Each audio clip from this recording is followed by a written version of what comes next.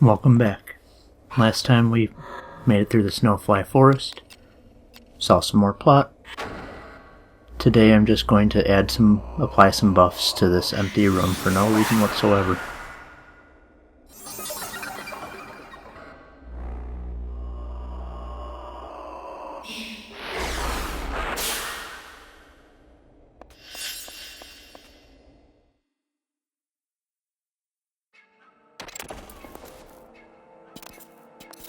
Surprise! For some reason these guys made nice off-screen. Mercifully, it's just going to be a one-on-one fight. For as much as they do good with Foley and music and sound effects and everything, they left out the intimidating neck cracking. And I can attempt to apply my own Foley with my knuckles, which for once will not crack.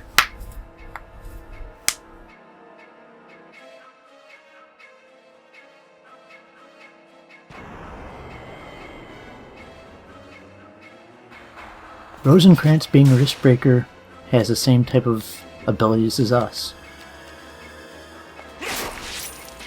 And again, he's one of the types of people who is pretty good all around with their defenses. The arm is the least worst with some general weakness to earth. Fortunately, it's his offhand, so I'm not going to be able to debilitate him. Just like us, his break arts do deplete his hit points, but he has actually almost twice as much as us, and a nasty habit of healing himself well above the danger zone.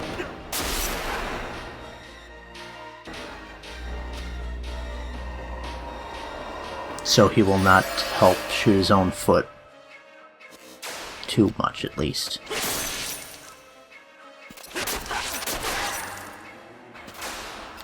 He's also incredibly spry, so you definitely have to keep your risk low for this attack.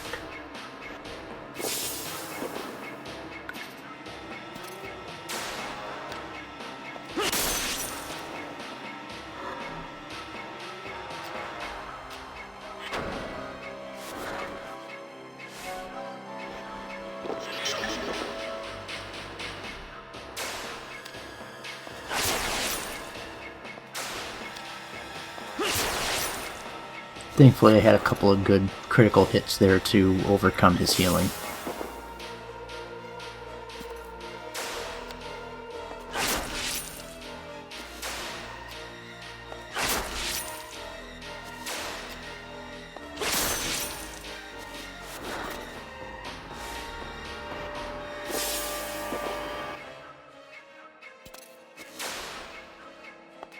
I have no idea why I decided to go after his head. Or why I decided to chain.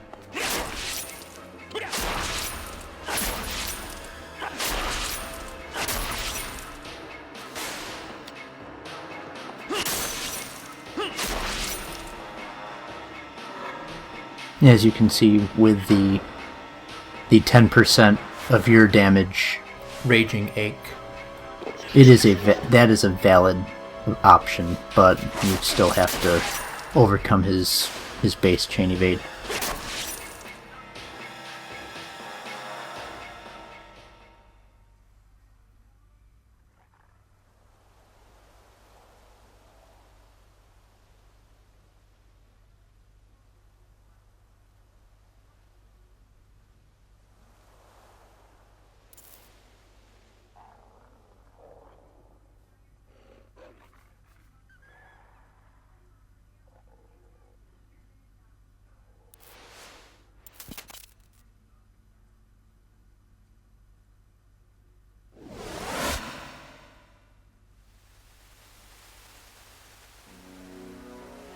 Now this truly is disturbing. Before we had Sydney saying that we did this, but we could just chalk it up to his general dickery. But now we have an independent verification.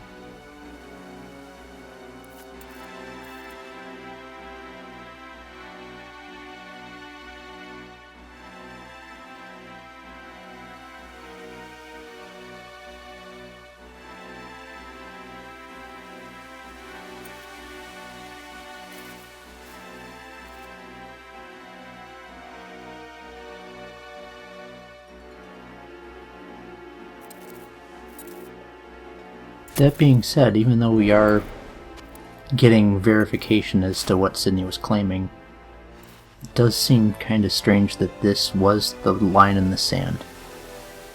The point where Ashley just said enough to wet work. I have thoughts about that, but I will leave it for much later, towards the end game, because it is kind of spoilery.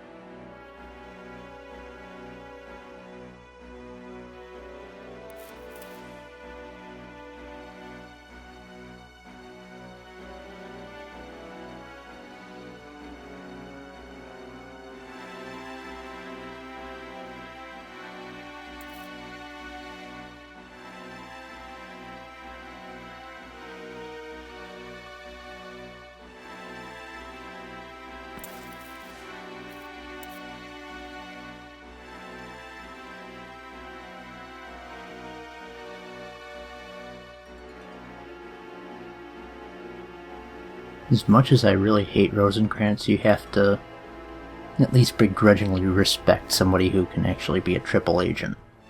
Actually, technically quadruple agent since he's out for himself, but he's playing off of the church, the cult, and Parliament.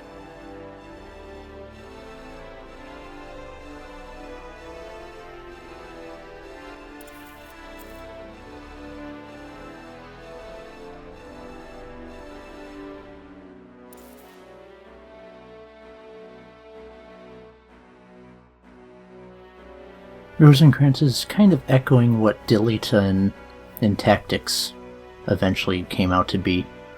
A pragmatic psychopath or sociopath who saw the game for what it was and began playing it very well. Despite his somewhat noble-sounding claims, saying it's still kind of obvious that he'd be doing this for himself, not for the backs of the poor or anything of that sort.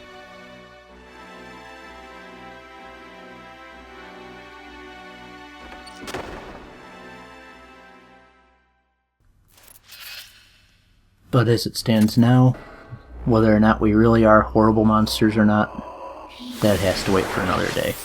We have to do what we know for certain, and that is kick ass and take names.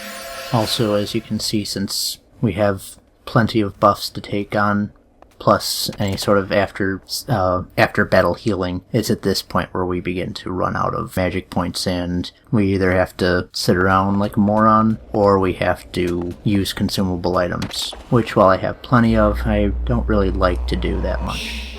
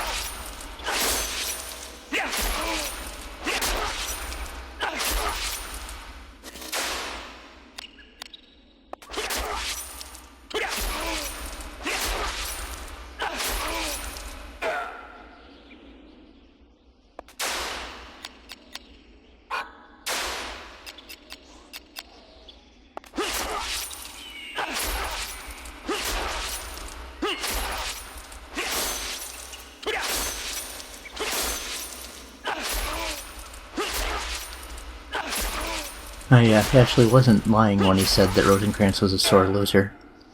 He took my reward screen and took my bonus hit points and went home. I've actually grown accustomed to hit point bonuses, and he's taken them from me. What a jerk.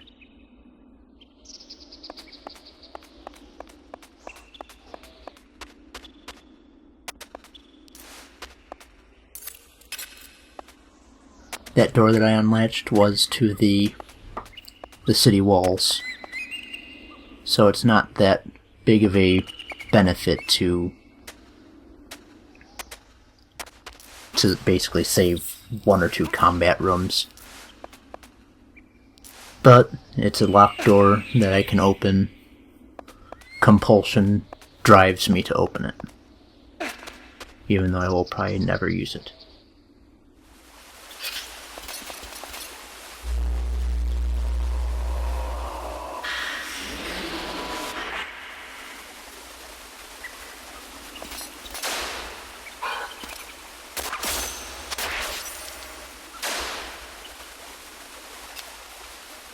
Now these three stooges sadly are not quite grouped together close enough for a flame sphere or an explosion spell. And even if they were, it's not like it would actually do that much damage.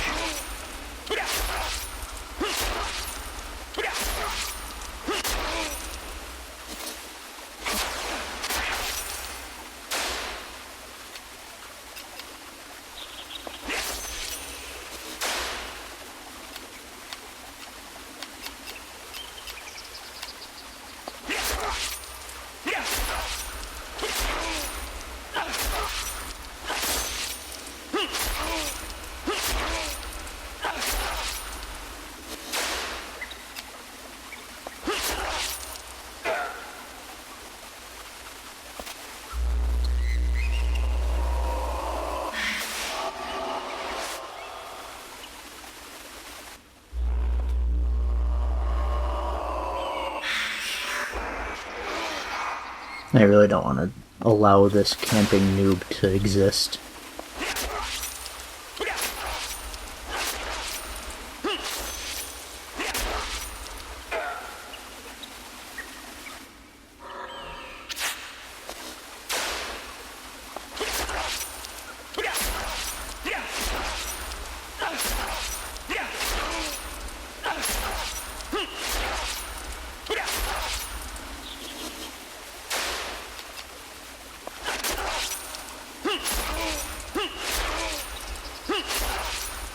I should have switched back to rapier, but why not just hack at him with a dull knife? Now this is a alternate path, and I'm going to take it for the sake of this LP. I normally don't, and I would suggest against you doing so, with possibly one exception that I will show by pure luck in a little bit, but it's not something I would consider critical. I'm going down the side room of the first room of the keep, back into where the Iron Maiden is.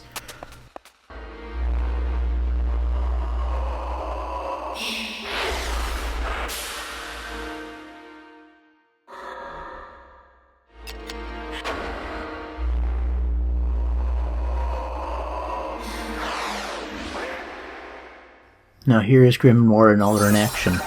Magic Ward protects against the next spell. Buff, debuff, screen clearing nuke.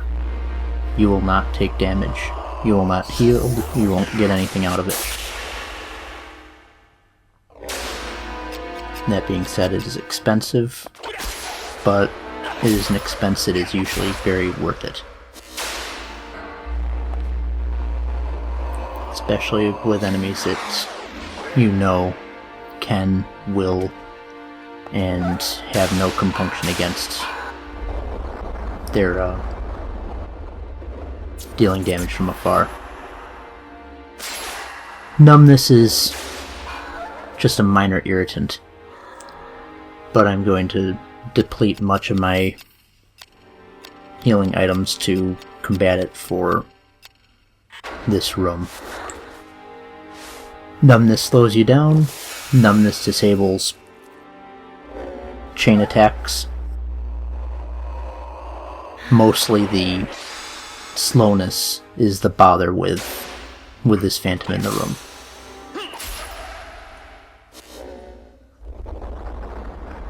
As you can see, these gargoyles have priority on numbness.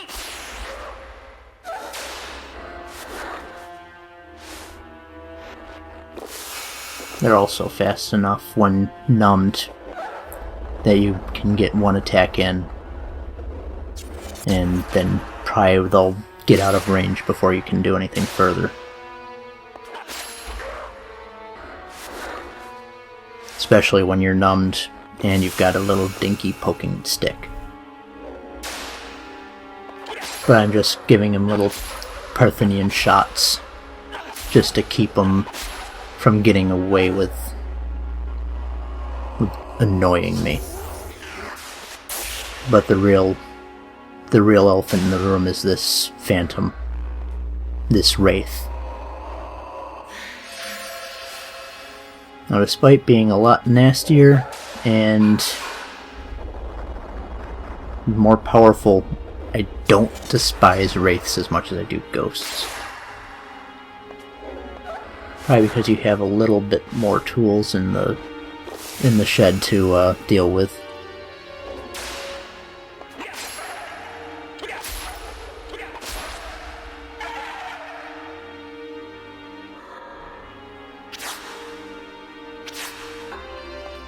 Now then, with these guys gone, trying out a rapier rather than a little stabby dagger.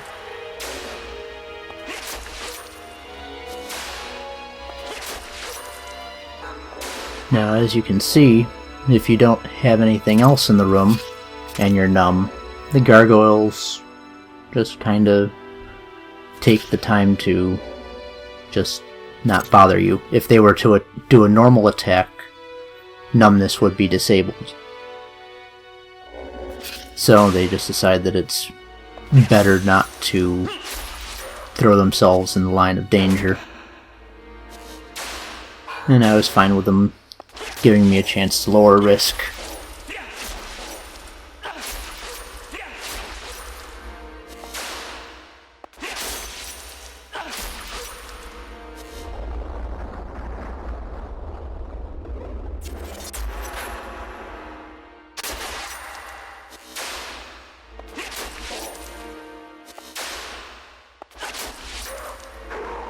All in all, they don't have that many hit points. But they are evasive little buggers. So again, I'm gonna give him the... I'll let him have his way.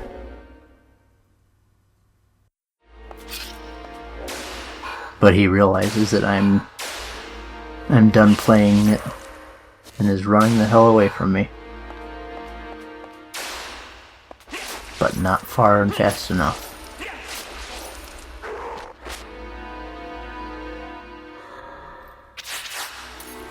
Well, that's the first two rooms of the Iron Maiden.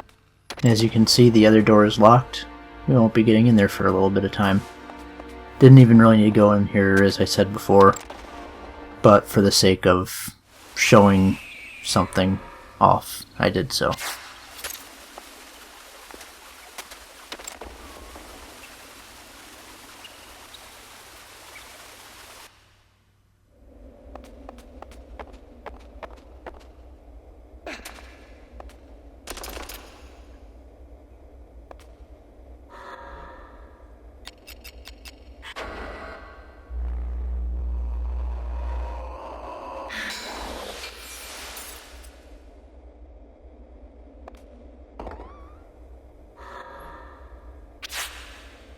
Just not too useful, but can't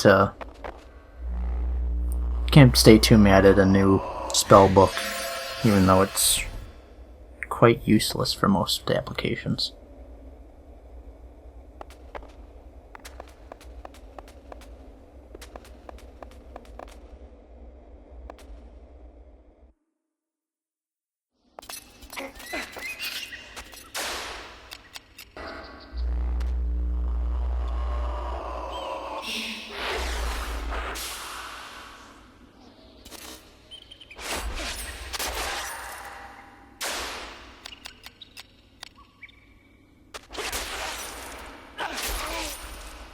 You think you're so bad with your katana, huh?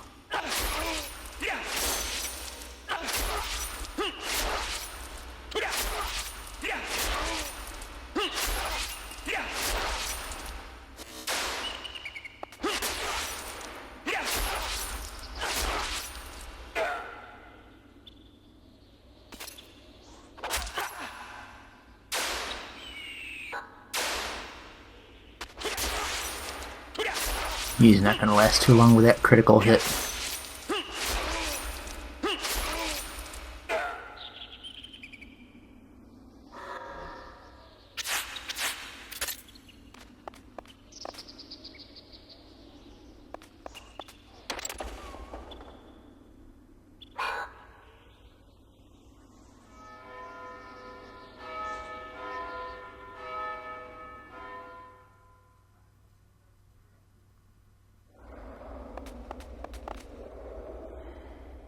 Another blood sin door.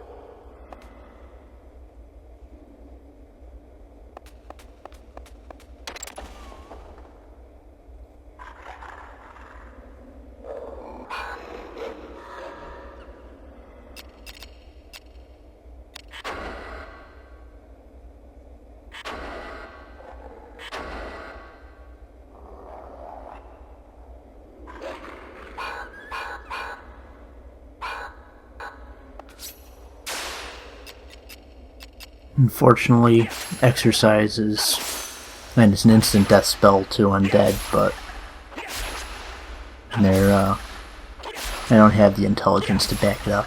Also, since I actually I wasn't in battle mode, I think that also caused a slight debuff to it, even now with battle mode, it's still a 0% chance. But may as well toss it out there just to get it out.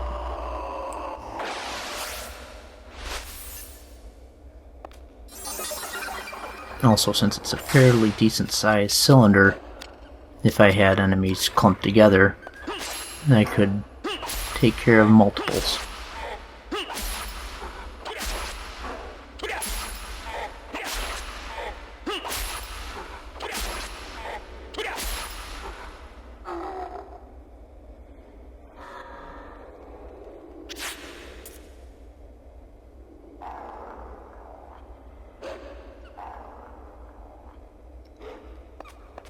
Now this is the room that I would suggest is worth going into the Iron Maiden for that one room and getting in here for. Not for this guy, but from his friend to be joining him very shortly.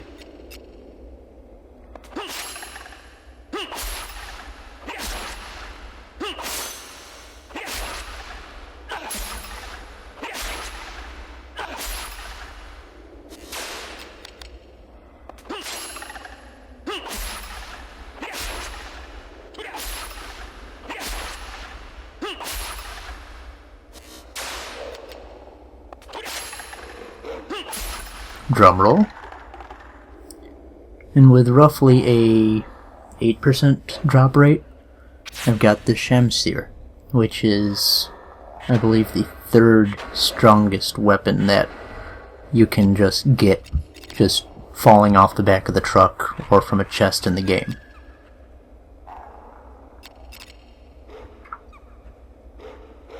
It is much nicer than my scimitar. Unfortunately, everything that I'm going to be fighting is basically resistant to edged. So even though I'm very nice and happily and squeeful about it, I don't really get that much play out of it yet.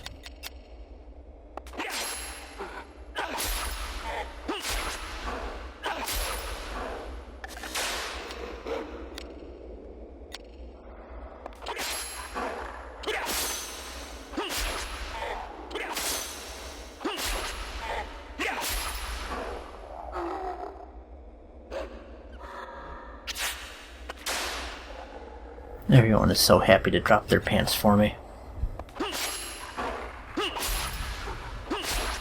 It's absolutely disconcerting and awkward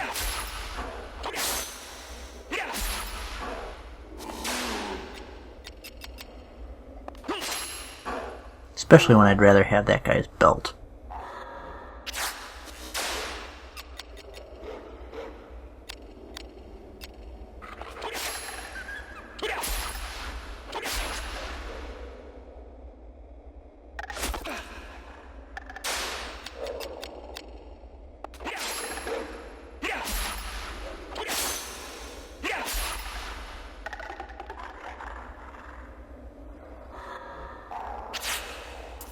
Now, if I were you, I would not proceed beyond this room. At least on your first playthrough. But I just have to do what is, against every fiber of my being and play games for the internet.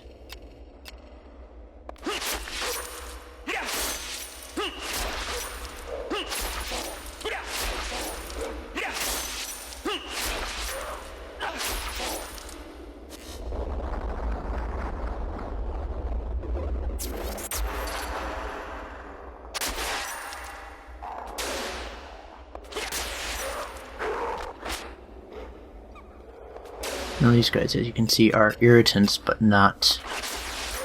Obviously, they're not the thing that I'm dreading.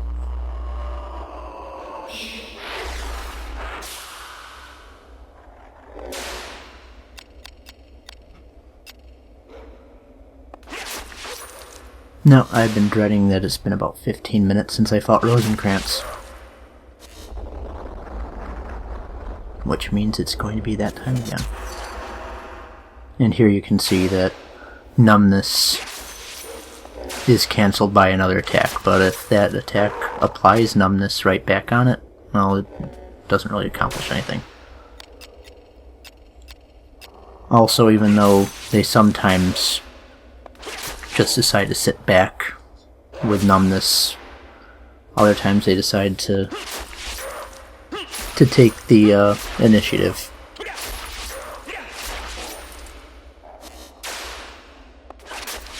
Now for this fight, I'm going to apply a something to reduce the accuracy of magic on the shield, Mana Breaker, and then the other gem is just for general affinity benefits.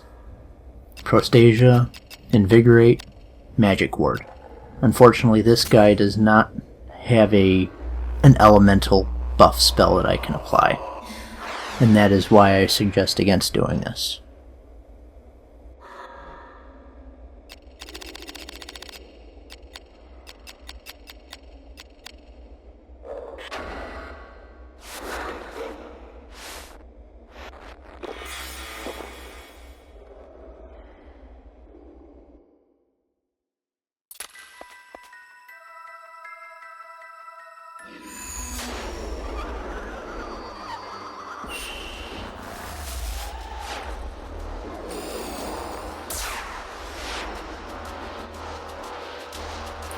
This is a Dark Elemental.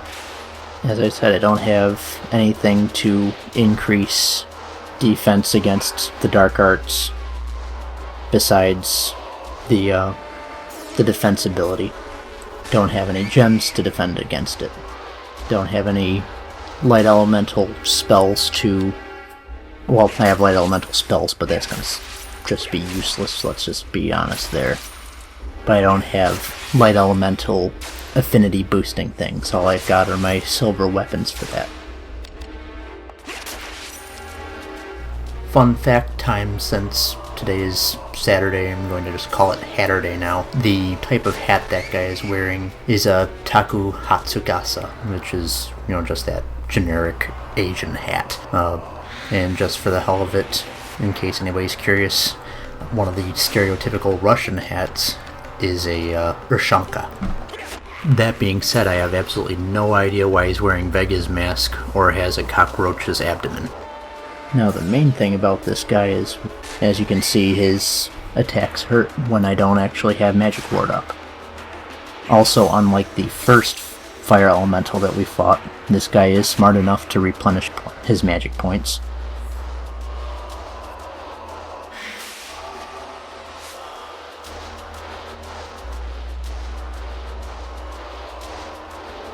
he doesn't have any problem casting not just the single point magic spell, but the area of effect one.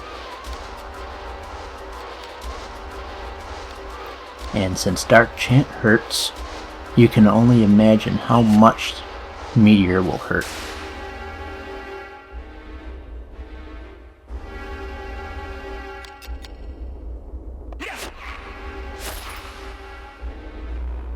You don't need to imagine much longer than that.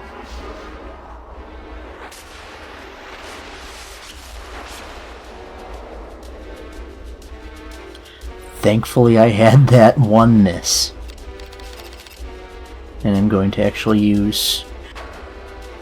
not that, because that wouldn't work. Obviously it's a boss. I'm going to use this Nostrum, since I need Magic Ward and I need hit points now.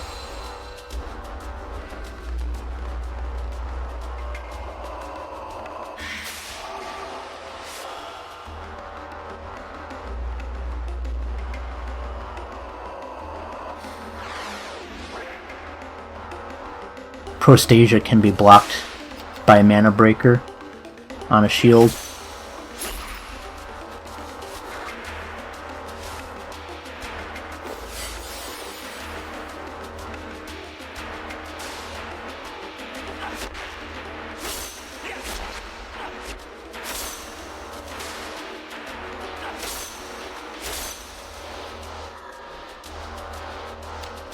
Here I was thinking, hey, I should reduce risk, forgetting that I have, at this moment, Risk Break available.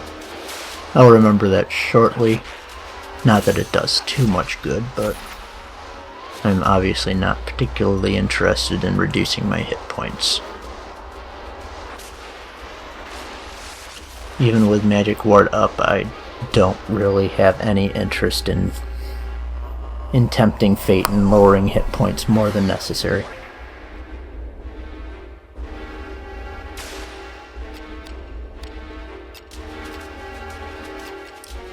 Here's also the time when it would probably behoove you to start rotating the restoring magic point chain of art back into your repertoire. As you can see, I don't really use the Instill or Temper as much as I should. Definitely don't use it as much as I should. But magic points are now absolutely at a premium.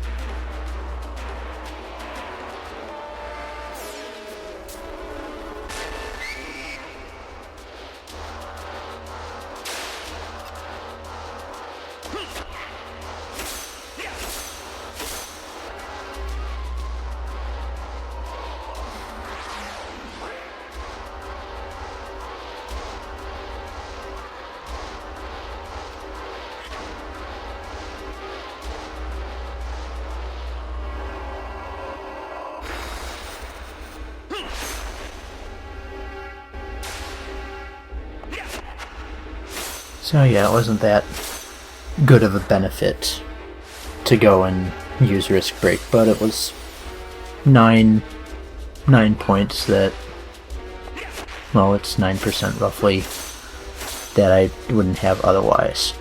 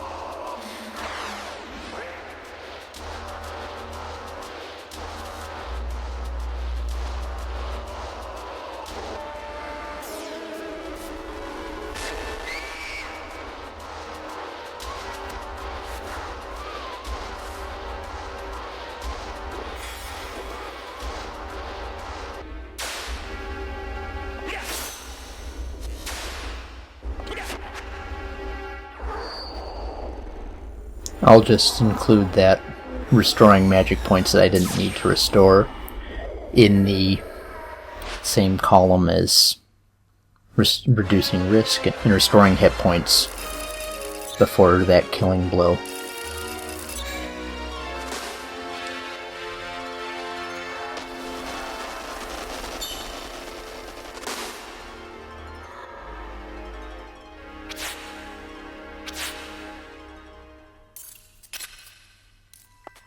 So, that was a thing, and I would strongly suggest against you doing it.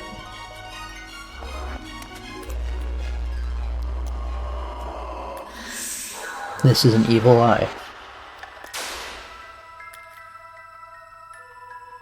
Despite having evil in its name, as you can see, it is a phantom. These guys appear to be weak against wind, or, well, air elemental, or affinity attacks, and piercing, so that's why I'm using the rapier with a Jin Amber on it.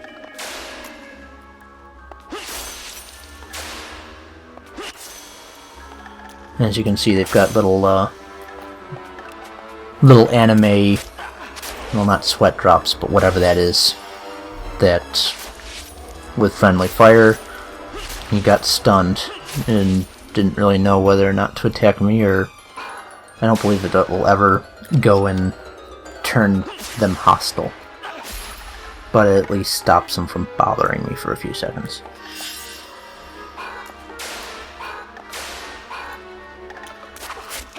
Anyway, as soon as I clear this guy up, I'm gonna go and save, and I will see you guys for the next video for more boss goodness.